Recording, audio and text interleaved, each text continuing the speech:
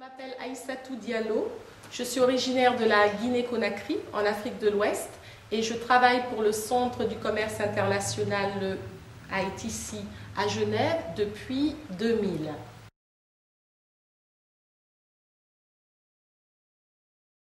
Donc, je suis administrateur principal en promotion commerciale. Je travaille au sein du Bureau pour l'Afrique, qui est un bureau qui est en charge de la coordination de toute l'assistance technique, donc de tout l'appui technique que notre institution apporte aux pays d'Afrique subsaharienne.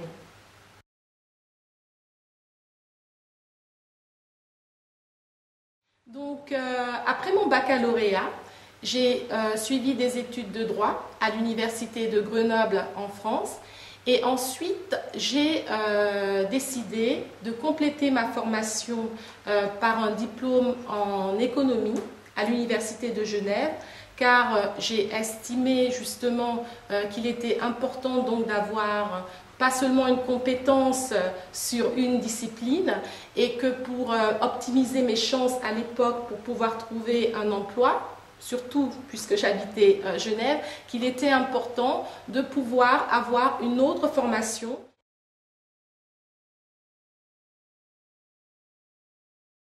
Donc, mon travail au Bureau pour l'Afrique, nous avons en fait trois fonctions principales.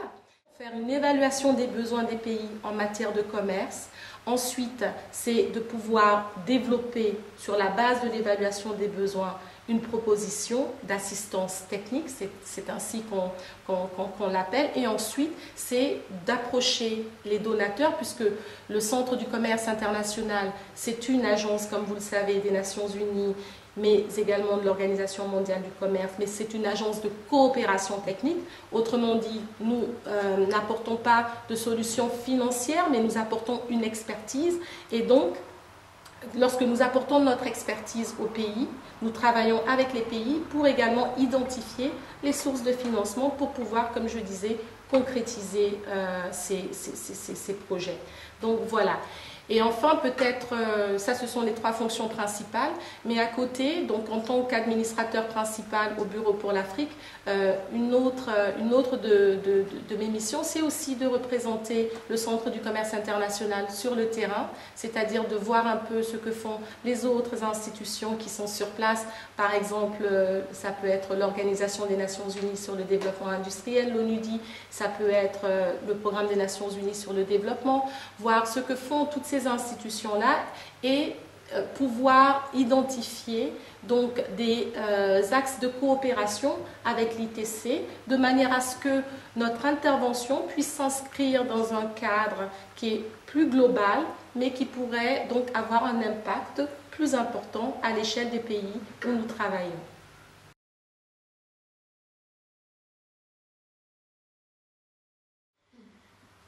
Plusieurs raisons, mais enfin, je dois dire qu'aussi longtemps que je me souvienne, j'ai toujours voulu travailler à l'international.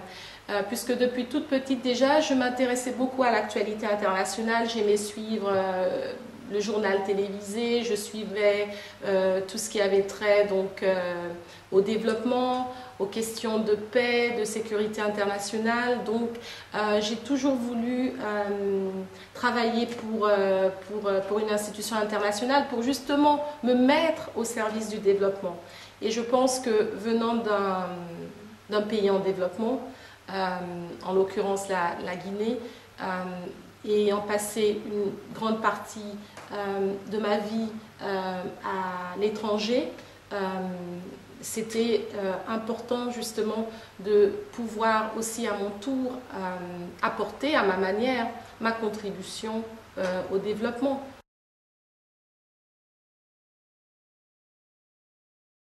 Il y a plusieurs compétences.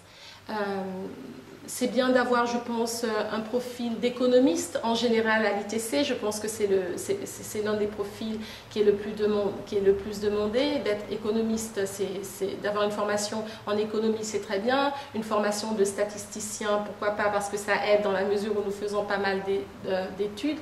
C'est aussi bien d'avoir un parcours de juriste ou de gestionnaire d'entreprise. Ce sont des parcours qui sont également demandés, mais il faut, enfin pas mais, c'est aussi bien de savoir développer des projets, de connaître les langues. Ça, je peux le dire.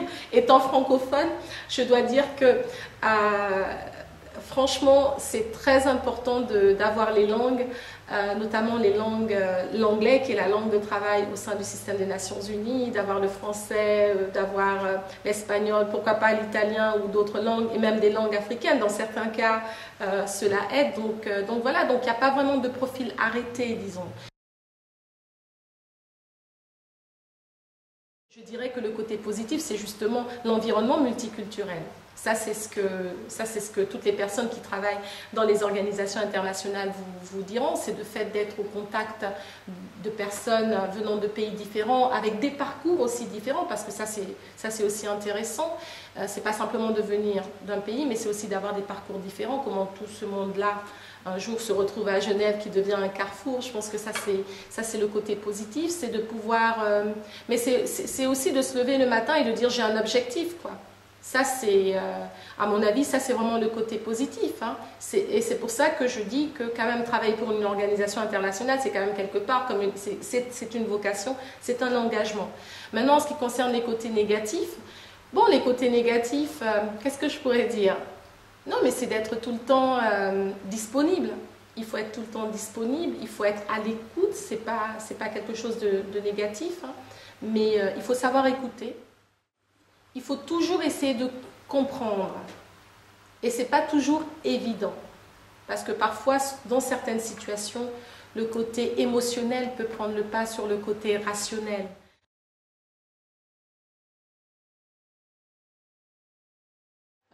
Ma première mission au CCI, c'était une mission dans un autre pays d'Afrique, en Afrique de l'Ouest, dans un pays lusophone, la Guinée-Bissau. Et nous sommes allés dans ce pays, c'était dans les années 2000 où il y avait quand même une instabilité politique. Et on était en train de travailler. On travaillait en fait à l'époque sur la réforme des marchés publics. Et on avait un projet qui était très intéressant.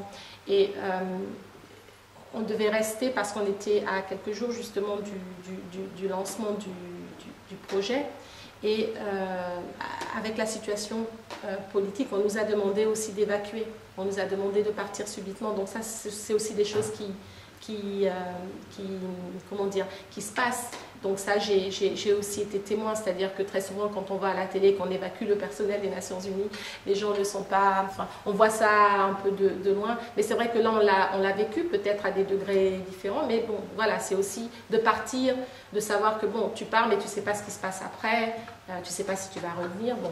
Bien évidemment, nous sommes revenus, on a quand même pu boucler le projet, donc ce sont des expériences. Ça a été aussi une expérience, moi, qui m'a marquée, surtout que j'étais en début, je commençais en fait avec l'ITC.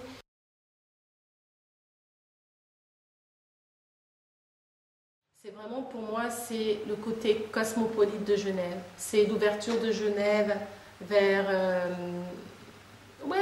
le monde. C'est la paix. Enfin, tous les règlements, quasiment, les règlements de conflit où les grandes réunions politiques se tiennent à Genève. C'est le fait de trouver des gens qui viennent de tout horizon. C'est le fait de parler plusieurs langues. C'est le fait de se sentir bien.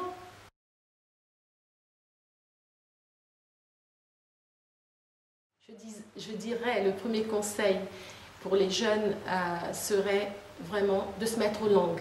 Je dois le dire, parce que pour moi, c'est vrai que, comme on dit, on est doué pour ça. Moi, je disais tout le temps, les langues.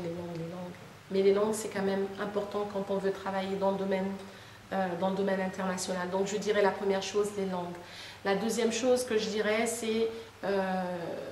c'est aussi autant que faire se peut, s'ils ont la possibilité de faire des stages, même lorsque ces stages ne sont pas rémunérés, ne sont pas payés, je pense que c'est une bonne chose parce que ça leur permet de comprendre un peu le fonctionnement de ces institutions, de connaître du monde, de développer son réseau, et ça c'est aussi très important.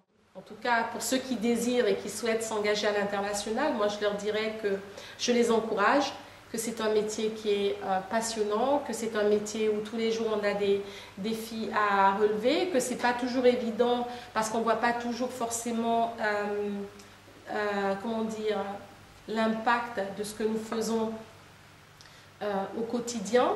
Néanmoins, je pense que très franchement, à terme, c'est quand même quelque chose, c'est quand même des résultats qu'on obtient, c'est quand même parfois des satisfactions personnelles, et ne serait-ce que satisfaction personnelle et satisfaction globale, aussi des équipes qui travaillent, et ne serait-ce que pour ça, je pense que c'est important, quand on pense qu'on a l'âme pour ça, de s'engager.